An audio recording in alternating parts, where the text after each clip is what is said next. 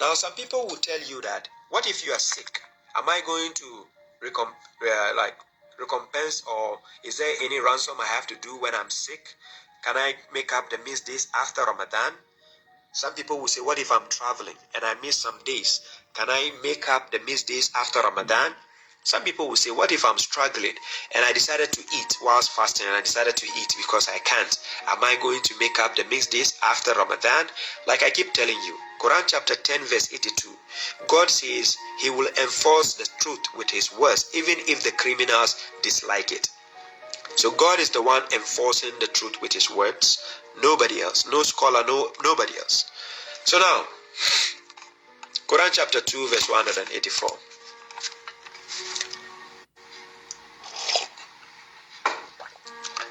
It says, for a limited number of days. So whoever is sick among you, or on a journey, then a number of other days, not other months. He didn't say do the abstinence in another month. No, a number of other days. Let's say you are sick for 3 days. You know the period of a month, right? We know a month is a long time, right? So now let's say you are sick for 1 week, or you are sick for 3 days. You can do the other days when you are better. The other days within the same Shahru Ramadan that God says, whoever witnesses the month, then let him observe the abstinence. Quran chapter 2 verse 185. فَمَنْ شَهِدَ مِنْكُمُ الشَّهْرَ فَلْيَصُمْ. Now, how do we observe the month? When the month is starting, like I told you, we are going to use the crescent to observe it, to know. So where you are, if they actually spot the crescent, if the crescent is actually spotted, that is the time you start your Siyam. That is the month you are in. So you spot the crescent, you start. That is the waxing crescent, which shows the beginning of the month. Do you get the point? So let's say right now where I am, it's almost 12 midnight. In some places they are still in the evening. Some people are still in the afternoon. Let's say other places like Australia, New Zealand, I think they are in the morning already. So depending on this, they are maybe inside the next day whilst I'm about to enter another day. So some people will be able to spot the new crescent and start Siyam before you can even start. It's because they have already seen it and they are observing it. So whoever witnesses it among you, then let him observe the Siyam. So now, what if I in Finland have spotted it today? I can start the next day because I've spotted it. Just for example, right? You in Ghana, have you spotted it? Fine, you can start it if you have spotted the new moon. What if somebody is in America and he hasn't spotted it yet? He has to wait till maybe it's announced that they've spotted the moon. Fine, then he can start. But has it been announced? Have you been announced that they have seen it? Are you sure? Do you doubt it? Remember Quran chapter 17 verse 36, do not pursue that of which you have no knowledge. Meaning, you don't know something, don't just follow it just because you heard somebody say it. Remember, Quran chapter 49 verse 6, if an immoral person brings you news, you have to what? Fatabayyanu, you have to investigate. This is very, very important. So for instance, somebody will say, Abba Shuaib, you are based in Finland, right? So what if a mushrik comes and tells you, hey, we have spotted the moon? I'm not going to take his words for it. If the new moon is out, the crescent, when it's growing, first day, second day, you will see it with the eyes. You will see it. Somebody will say, what if the place I am, the weather is cloudy, I don't see it? You are based in the country, somebody is another city, you will see it. Yeah, it's eventual. Somebody will see it. If you don't see it where you are, it's cloudy, it's raining, no problem.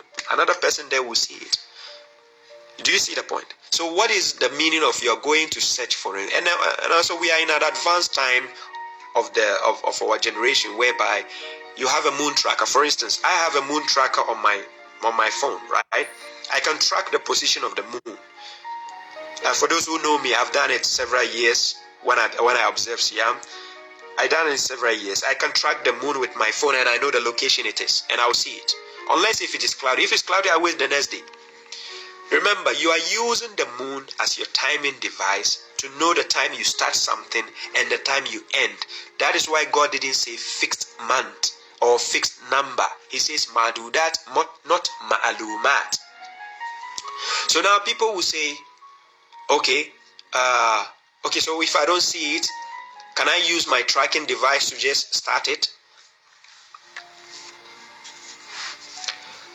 There is an exception to this, but the point is, a crescent usually can last like 3, 4, 5 days. It's there. When it grows, it goes. When it's still even in the 3rd day, 4th day, it's still a crescent. That is why God says, yes, alunaka anil ahillat.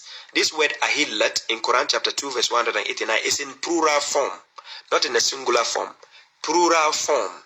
So these crescents, they have stages. They have timings. So even if you miss this 1st day, you will still see it on the 2nd day. You miss it on the 2nd day, you still see it on the 3rd day. The time you spot it, remember God used the word shahida to bear witness of something that you have seen. I give an example.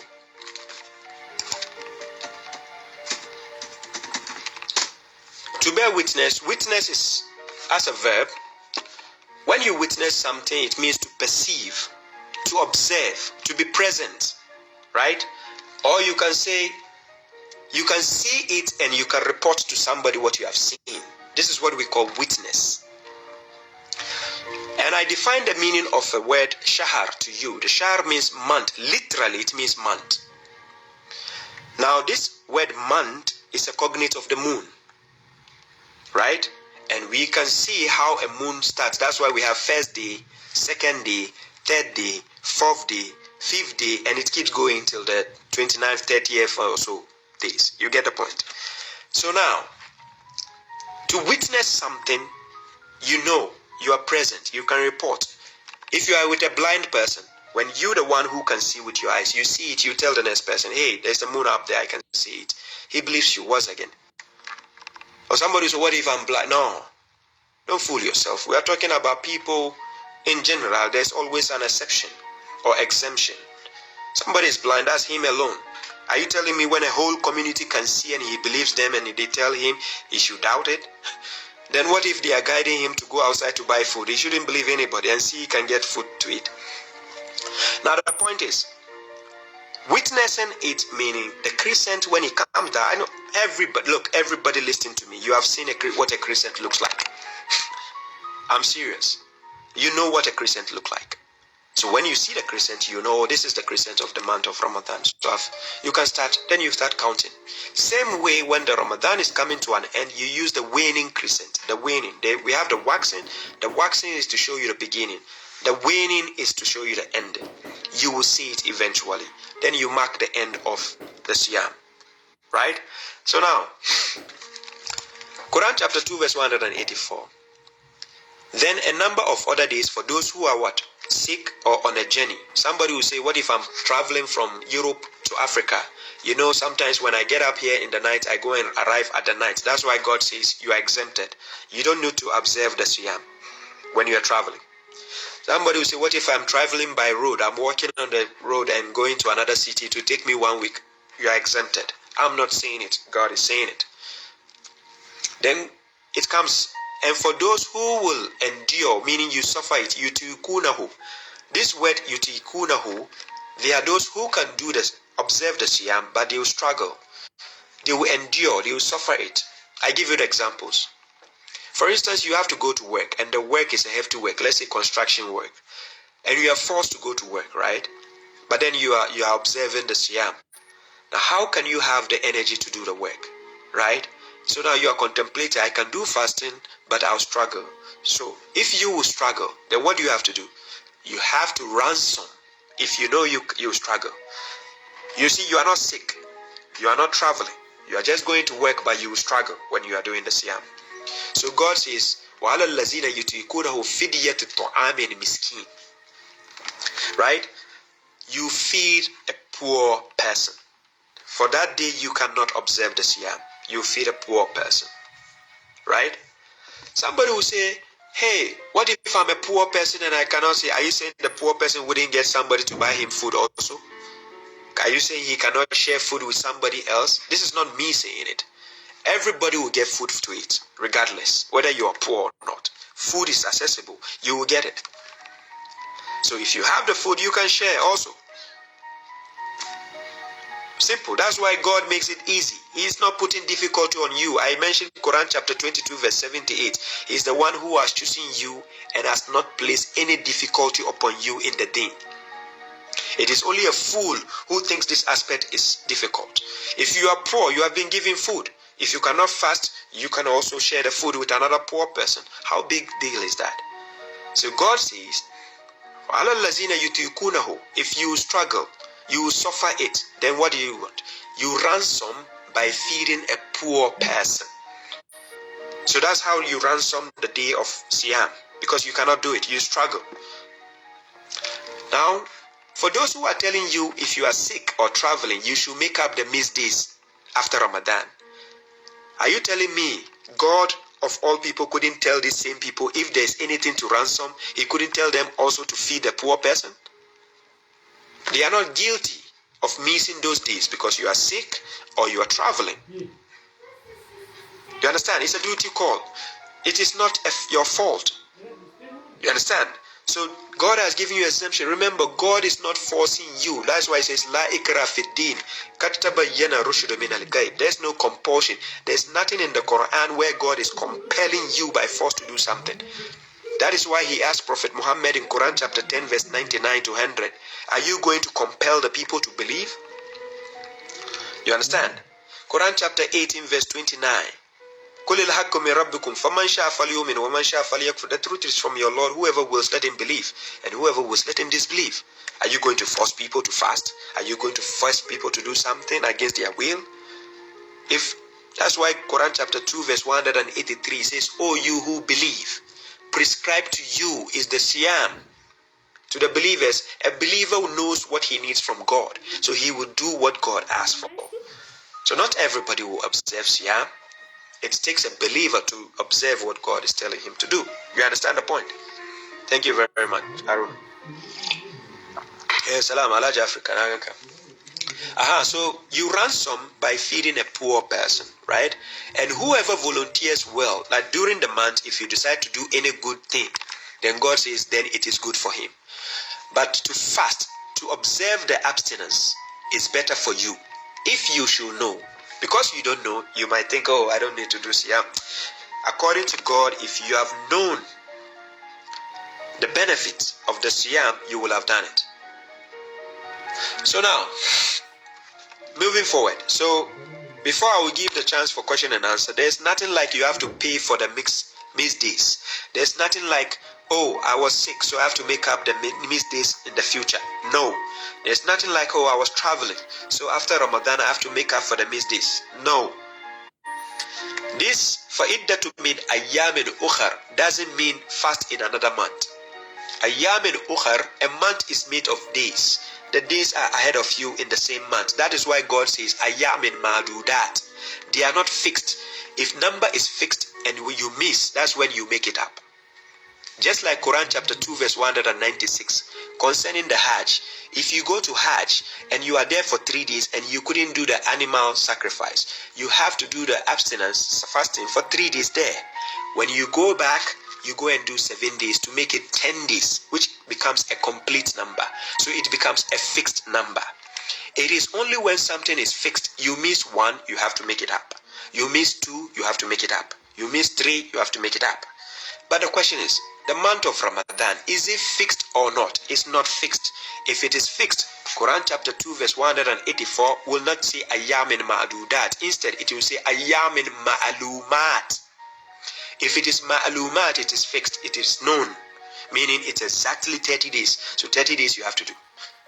That, when you miss, you pay. But it's a ma'adudat, meaning you can get few days to do. I can get few days to do. He might get few days to do. It is not compulsory, forcing everybody that, hey, you must do the 30 days. If you don't do, you go to hell. What? No. No. You understand? This is the simplicity of Islam God has given you in the Quran. Quran chapter 2 verse 185. Coming back, so God says, whoever witnesses the month among you, the people, then let him fast it. You observe the abstinence. And whoever is sick or on a journey, then a number of other days. So you do a number of other days. He didn't say a number of the missed days. Listen to the English being used or Arabic used in that verse. فَإِدَّةُ مِنْ أَيَّامٍ أُخَرٍ doesn't mean make up missed days. God didn't say missed days. Or did he say lost days? Listen.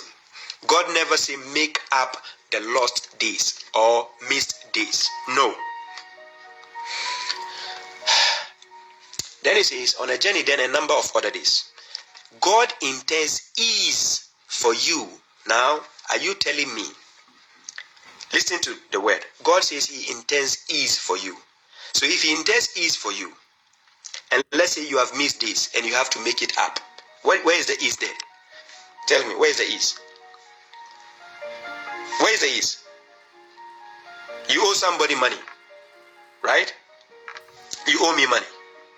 And then you have to give me back my money. You say, where is the ease there? If I say I've given you the money, if I leave the money for you, then that's the ease.